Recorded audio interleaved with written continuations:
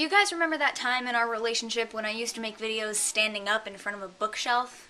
Well, it's still really cold outside, so it's cold down here, so this isn't going to happen often, but I'm trying to gradually bring it back. It's springtime, and today's the equinox. Hey viewers, my name's Kara. It's been a while since I've done an unscripted video, just talking to the camera, but actually this one does kind of have a purpose. So, this past week on the Pagan Perspective collab channel, which you guys probably know about by now, I'm the regular Tuesday host. This past week we were talking about religion and spirituality, and I brought that kind of into a really huge, long discussion, and so I wanted to talk about it a little bit here because it is kind of a big thing that I think I should speak to a little bit, and I put, like, honestly way too much effort and time into my Pagan Perspective videos for them being on a non-partnered channel, so I kind of figured that my channel should have equal or more effort onto it.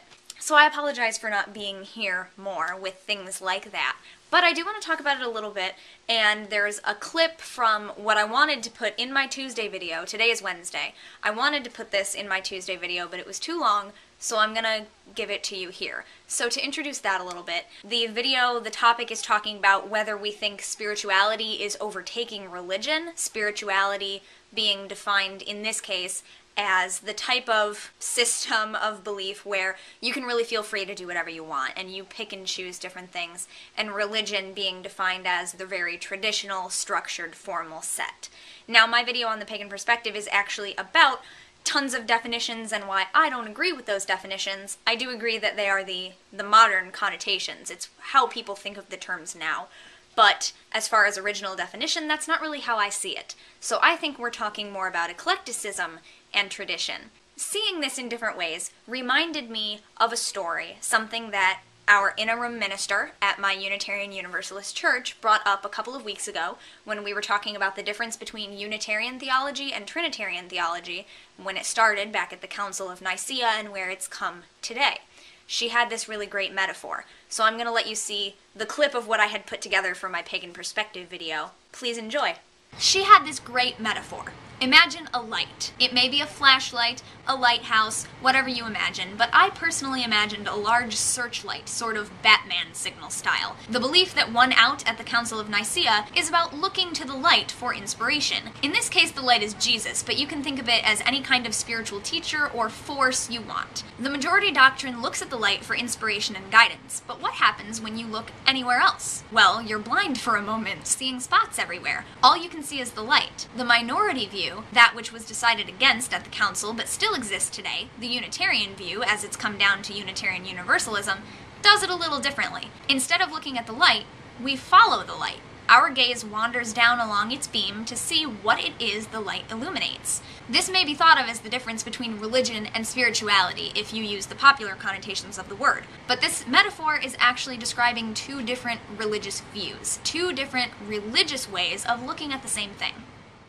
So I did take a lot of time making those little illustrations, and then they ended up not being in the video, so I really wanted to show it here. So please do go watch that video if you want to hear me talk more about the difference between how people think of spirituality and religion in different contexts and things like that.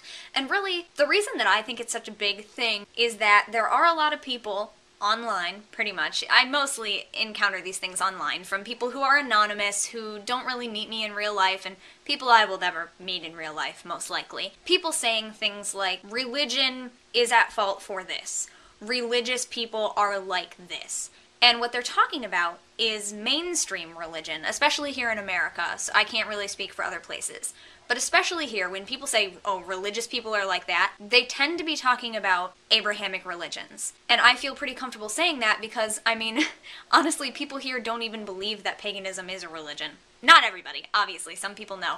But there are a lot of people who don't even recognize this as a religion. So when they're talking about, ooh, religious people, they don't realize how many religions there are that are really more spiritual than the structured thing that they're talking about, that they have these negative opinions of. So in the modern world, the way that people think about these things, a lot of us would probably rather say, oh no, I'm not religious, I'm just spiritual. But if we really think about it, I mean, these are religions, and I think that, I personally like to use that term. And so that's why I get a little bit hot under the collar, and not in the good way, when people say things like all religious people are like this, because I do consider myself religious. I consider us a religious community. We are recognized as a religion, and we don't fit under those negative things that other people are talking about as being characteristic of religion. So on the one hand, we could disassociate from the term and say, well, we're not religious, we're spiritual, we're not that. We're not that religious thing you're talking about over there. Or we can embrace the term and teach people to change their schema of what it means, just like we did with other negative terms like pagan, heathen, witch, you name it.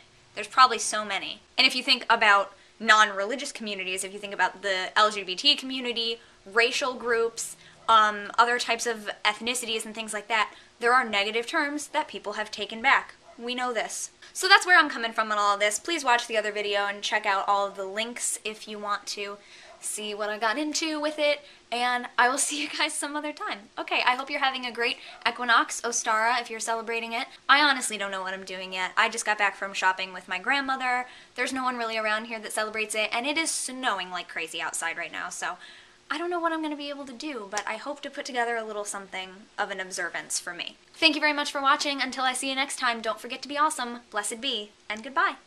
Religion is a noun. 2. A personal set or institutionalized system of religious attitudes, beliefs, and practices.